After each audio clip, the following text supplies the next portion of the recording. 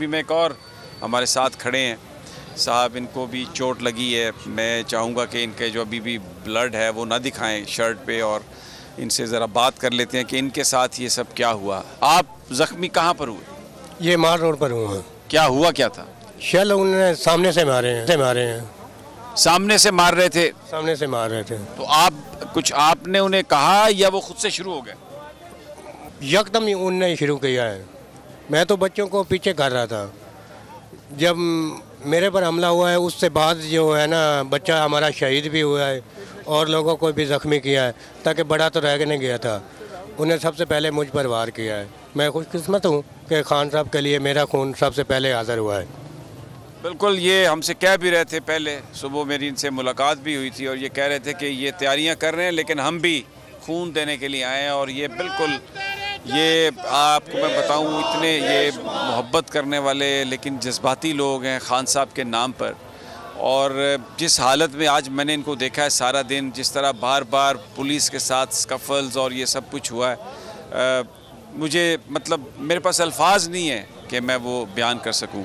और यहाँ पर कुछ पीटीआई के लोग हैं, मैं इनसे भी थोड़ी बात करता हूँ, फिर अदनान मैं आपकी तरफ आता हूँ। जी मुख्तसरन जी बताइए। बड़े रिकॉर्ड के साथ, मैं सीनियर सिटीज़न हूँ, बड़े रिकॉर्ड के साथ अपनी एस्टेब्लिशमेंट। नहीं, आप देखिए, मैं आप इदारों के लिए वो पैगाम हम देने के लिए काफ़ी हैं। आप इसके अलावा कोई और, क्योंकि मैं जिस बात को खान साहब नहीं करते, मेरी आपसे रिक्वेस्ट है कि आप भी ना करें। नहीं करेंगे हम ऐसी बात, क्योंकि हम कानून को फॉलो करने वाले लोग हैं। हम कभी भी कानून को अपने हाथ में नहीं लेते। इस एज में आ गए हैं, अब ये कहने पे मजबूर हो गए हैं कि ज़बरदस्ती का निकाह जो होता है ना, वो ज़्यादा देर नहीं चलता।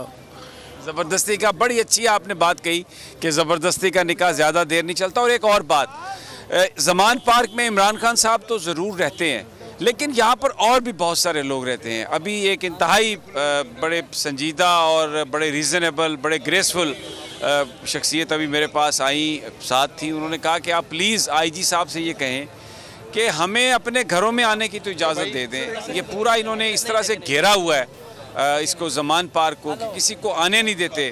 तो अब ये रिक्वेस्ट वो कर रहे हैं इंतज़ामिया से कि जो ज़मान पार्क के रिहायशी हैं उनकी आमदोरफ़्त की तो इजाज़त दे दें, उनको तो वापस आने दे दें। ये सूरत हाल है। बोल के खिलाफ साजिश हुई, न गवाह मिला न सबूत, लेकिन केस में अब तक बरियत क्यों ना हुई? जब मुद्दई और तफ्तीशी खुद एतराफ़ कर चुका है कि कभी कोई जुर्म हुआ ही नहीं, तो केस में बरियत क्यों नहीं हुई? बोल अपील करता है कि केस अवाम के सामने सुना जाए, ताकि अवाम भी जान सकें कि बोल के साथ क्या हो रहा है। जिंदगी एक मैदान है और PSL 8 में हर टीम को छूना आसमान है। 6 टीमों के बीच धुआंधार लड़ाई। ये शोर न लड़ाई का है न डर का, ये शोर है जीत का, ये शोर है जुनून का। खेल का जुनून रोजाना रात 11 बजे सिर्फ बोल न्यूज पर।